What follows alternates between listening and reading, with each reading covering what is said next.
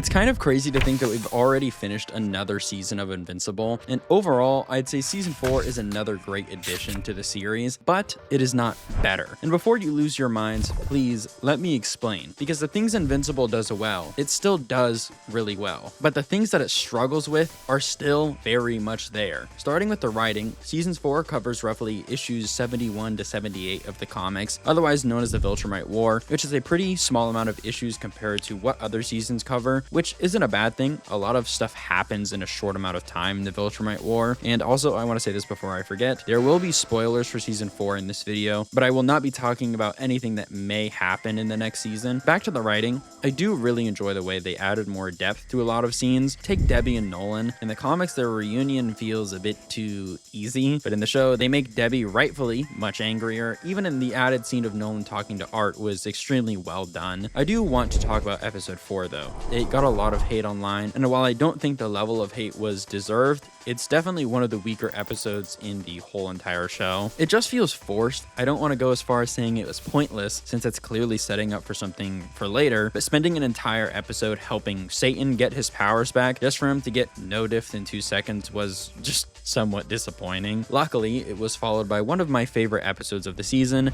episode 5. The rematch between Mark and Conquest was insane. The last few minutes of that episode, just sound effects, Steven Yeun and Jeffrey Dean Morgan going at it. It is easily one of the most intense and gross scenes in the entire show, and that leads perfectly into another thing that this show absolutely nails: the voice acting. Steven Yeun, J.K. Simmons, Sandra Oh, Walton Goggins, Gillian Jacobs, and the rest of the extremely talented cast continue to make this show special. We also got a major new addition, Thrag, voiced by Lee Pace. People were hating on his voice, but I learned from Conquest to just wait. And honestly, the casting works. Thrag isn't some dumb meathead. He is the strongest Viltrumite, but he is also supposed to be a calculated leader, and Lee Pace fits the character a lot better. I've seen people online say that they wanted Ryan Hurst instead. It could have worked. I don't think it would have been better though, just different. I could go on and on about what I liked about the season. To make it quick, I did really enjoy the last 2 episodes. I like how they changed the Viltrumites being on Earth and the confrontation between Mark and Thrag, but there is one issue that still holds the show back, and that is the animation. Now, I know this has been said a million times, but I do want to note a key difference between animation and shading / compositing, because those are 2 different issues, both that Invincible does have, but a lot of people just say animation as a blanket statement. I want to first start with the art style. It is way simpler than the comics, especially when you compare it to Ryan Ottley's work, but that is expected.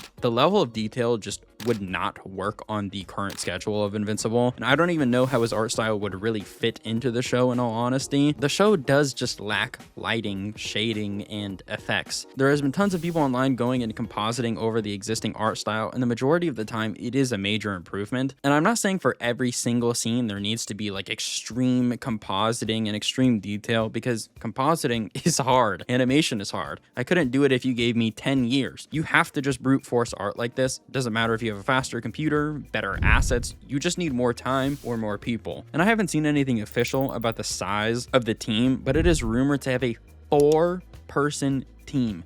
4. If that is true, I'm surprised we have a show at all. But at the same time, it is Amazon's biggest show. Every time I went to go watch it, it was #1 over The Boys, and it just deserves better support. Because even something like One Piece, which used to run weekly, eventually had to slow down to improve quality. Around 6 months ago, they announced that they were switching to a seasonal anime, and that's with a massive studio like Toei Animation behind it. If an anime that big needed more time and resources to improve, then Invincible definitely needs that too. Now, I've also been seeing people say that they should cut back on big name actors to help fund animation. I, for the most part, disagree. The cast is a huge part of what makes this show work. Take away Steven Yeun, J.K. Simmons, and it's just not the same show anymore. For side characters that are just for side plots or one-off appearances though, there is no need to get a massive actor to play a side character. The main cast is not where they should be cutting corners. At the end of the day though, it feels like Amazon knows people are going to watch this show no matter what, but there's no real pressure to improve the animation side of things, and with the current release schedule, I don't really see that changing unless the team gets bigger. It really does just suck sometimes when I'm watching the same frame of Thrag get reused on, like, I remember he was like, it's him flying with kind of his mouth open and his like fist up, and I saw that literally just get reused 2 or 3 times during episode 7, which is supposed to be the big budget fight episode, and it just feels pretty bad. Overall, I still really enjoyed season 4. Either my favorite season or tied with season 3. It's still a must watch if you're even slightly into superhero stuff. I hope you all enjoyed this video and the season itself. Also, let me know if you want me to make a video covering season 5 of The Boys. I made a video a long time ago on The Boys, I think, talking about just season 1 through 3, but I've not been the most impressed with it as of right now, and I don't really feel like making a whole video talking about a mediocre season, especially when it's a mediocre ending. Though if it is just so bad and it's like a complete bomb that it's funny, I probably will. Anyways, let me know. Peace.